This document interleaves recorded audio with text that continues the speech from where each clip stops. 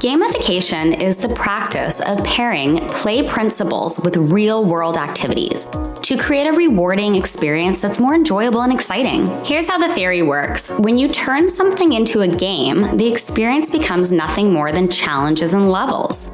When you're in the game, your character needs to grow and expand in order to get to the end of the game and win. Experiencing challenges along the way allows you to gain the required lessons and skill sets needed for your character to win in the game. You navigate these challenges as they arise, leveling up as you do, and journeying towards your next win.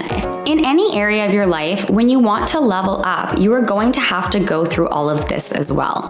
You may face walls, roadblocks, and even other people who could prevent you from getting to your next level. But if you build resilience and you develop your strength and your skills, you can get through it all and begin to face the next level.